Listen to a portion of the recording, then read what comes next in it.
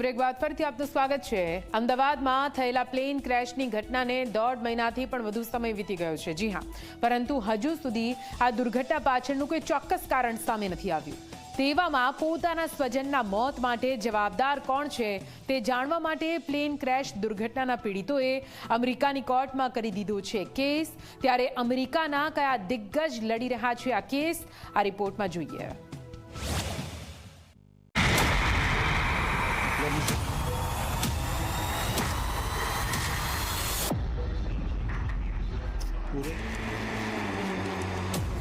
અમદાવાદનો એ ગોઝારો દિવસ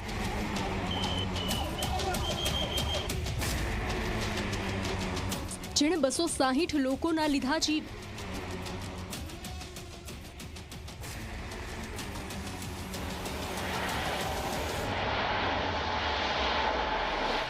ન્યાયની રાહ જોઈને બેઠા છે પીડિતો।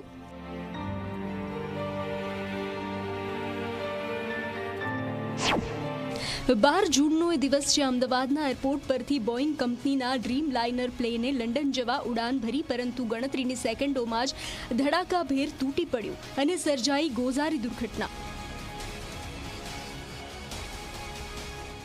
અમદાવાદ પ્લેન ક્રેશની દુર્ઘટનાને 1.5 મહિનાથી વધુનો સમય વીતી ગયો છે, પરંતુ આ દુર્ઘટના પાછળનું કોઈ ચોક્કસ કારણ હજુ સામે આવ્યું નથી। બોઈંગ કંપનીએ તો પ્લેનના બંને પાયલટ પર દોષનો ટોપલો ઢોળી દીધો, પરંતુ દુર્ઘટનાનું સાચું કારણ જાણવા માટે દુર્ઘટનાના પીડિતોએ અમેરિકાની કોર્ટના દરવાજા ખખડાવ્યા છે, જે માટે અમેરિકાના વકીલ ગુજરાત આવ્યા અને પીડિત પરિવારોની પણ મુલાકાત લીધી। We need that accurate digital record and the cockpit voice recorder so that we can get a complete picture of what happened during this crash. That is the best evidence, and that allows us in a non-subjective way to determine the facts of what happened. Ahmedabad plane crash દુર્ઘટનાના પીડિતોએ Boeing company સામે ફરિયાદ કરી છે, કેમ કે પીડિતોનો આરોપ છે કે પ્લેન દુર્ઘટનાના પાયલટના કારણે નહીં, બોઈંગ કંપનીની ભૂલના કારણે થઈ છે। બોઈંગ કંપની સામે કેસ લડનારા વકીલ માઇક એન્ડ્રુઝ કોણ છે તેની વાત કરીએ તો માઇક એન્ડ્રુઝ 1998માં બેસ્લે એલન લો ફર્મમાં જોડાયા। અકુદરતી મૃત્યુના કેસ લડવા માટે છે જાણીતા। દુનિયાના ટોપ 10 એવિએશન વકીલમાં છે સામેલ। અનેક મોટી કંપનીઓ સામે લડી ચૂક્યા છે કેસ। 2019ના ઇથોપિયન એરલાઇન્સ ક્રેશનો લડ્યા છે કેસ। વેયર ઓફ ધ યરનો મેળવી ચૂક્યા છે ખિતાબ। અમેરિકન વકીલ માઇક એન્ડ્રુઝ દ્વારા બ્લેક બોક્સમાં CVR ઓડિયો વિડિયો સાથેના ડેટા અને FDRના ડિજિટલ ડેટા સાથે સંપૂર્ણ રો મટીરિયલ સાથેના ડેટાની માંગ કરાઈ છે।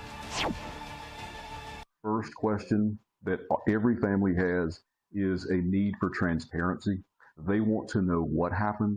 They want transparency from the Indian government and from Air India. They want to know exactly what happened and how to prevent this from ever occurring again. US કોર્ટમાં અરજી દાખલ કરવાનો પીડિતોનો હેતુ અકસ્માતની સ્વતંત્ર તપાસ કરાવવાનો છે। પીડિતોનું કહેવું છે કે ક્યાંક કંપની અને તેમના વિમાનની ખામીઓ અકસ્માત માટે જવાબદાર છે, તેથી કંપનીએ પણ આ અકસ્માતની જવાબદારી લેવી જોઈએ। હવે ત્યારે આ કેસ અમેરિકાની કોર્ટમાં પહોંચતા કદાચ હવે બોઈંગ કંપનીની કાળી કરતૂત પણ બહાર આવી શકે છે। Bureau report Zee media.